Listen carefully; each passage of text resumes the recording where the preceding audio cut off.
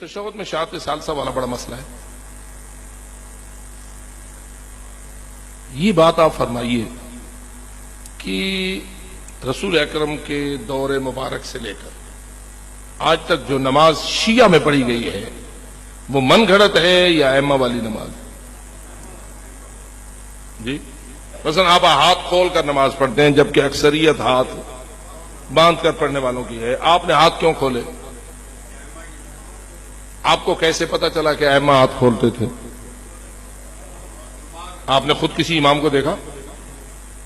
جی یہ کیسے آپ کو پتا چلا؟ اسی تسلسل سے نا علماء کے ذریعہ اور نسلاً بعد نسلاً جو نماز ائمہ ہدی علیہ الصلوۃ والسلام سے منتقل ہو کر ہم تک پہنچی، ہم یہ سمجھتے ہیں کہ یہی شیعہ کی نماز ہے. ٹھیک ہے، اس شیعہ والی نماز میں 1400 سال میں یہ شیعہ علی ولی اللہ کے قائل تھے یا نہیں؟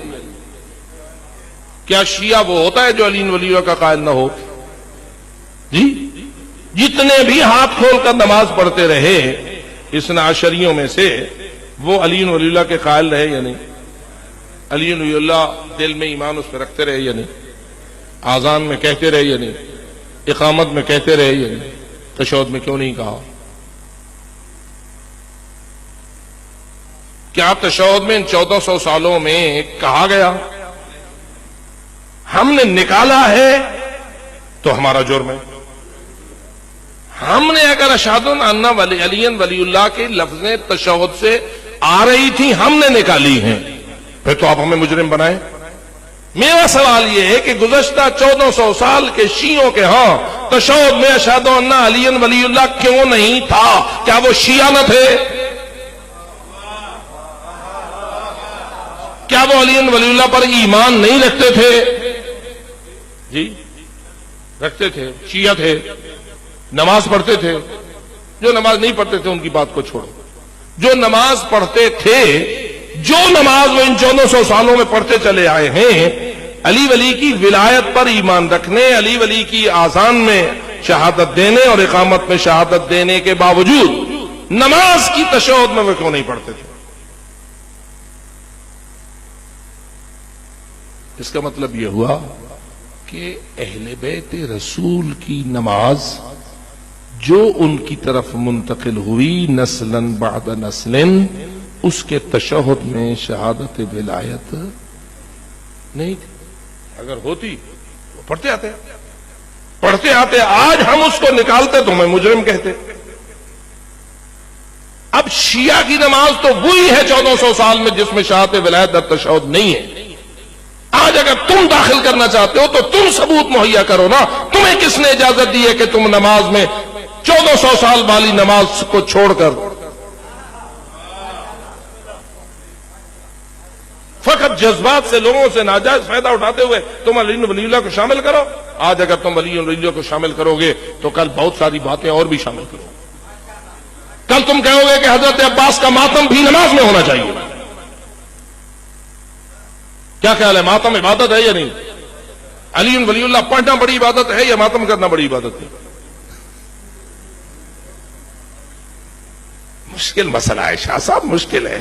ابھی مشکل ہے، کل آسان ہو جائے گا. جو لوگ ماتم کو بڑی عبادت سمجھتے ہیں ان کے نزدیک آذان میں اشہد ان ولی اللہ کوئی چیز نہیں، اقامت میں اشہد ان علی ولی اللہ کوئی چیز نہیں، کلمہ میں علی ولی اللہ ان کے نزدیک کوئی چیز نہیں. ان کے نزدیک سب سے بڑی چیز ماتم ہے. میں جانتا ہوں ان کے جذبات کو، آپ جانتے ہیں مجھ سے زیادہ. اور وہ جتنے ماتم کے عاشق ہیں کل کہیں گے جب تک 2-4 ہاتھ سینے پر نماز کے اندر نہیں ماریں گے ہماری نماز نہیں ہوتی. تھوڑے دنوں کے بعد کہیں گے جب تک کہ نماز کے اندر 1-2 خون کے قطرے نہ نکلے، زنجیر کا ماتم نہ کیا جائے، بلیڈ نہ مارے جائیں، اس وقت تک نماز صحیح نہیں ہوتی. تو کیا تمہیں ہمیں اجازت دیں کہ تم جو مرضی آئے نماز کے نام پر شامل کرو اور ہم تمہارے مرید اور نوکر ہیں؟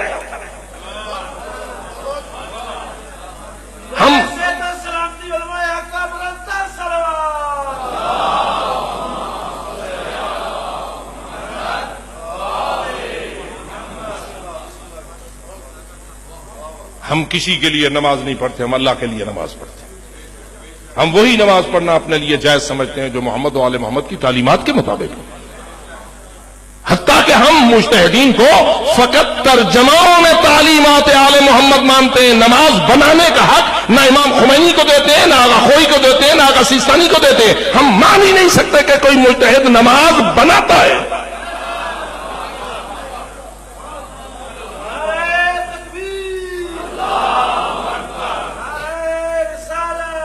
یا رسول اللہ.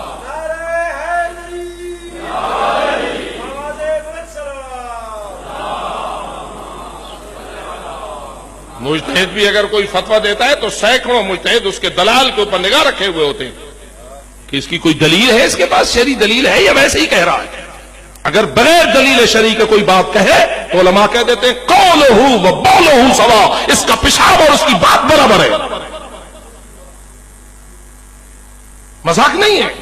آپ کو تو چونکہ پتہ نہیں کہ حوزہ جات علمیہ میں علوم کو کیسے پھیلایا جاتا ہے، اور دروس خارج ہوتے کیا ہیں، اور ادلہ شریعہ ہوتے کیا ہیں، اور قرآن اور حدیث اور ان ادلہ شریعہ کے ساتھ فتاوا کو کیسے پیش کیا جاتا ہے. مذاق نہیں ہے. ایک شخص کو کوئی اختیار نہیں دیتے حوزہ کہ وہ اپنی مرضی چلائے. کسی کی مرضی کا نام دین نہیں.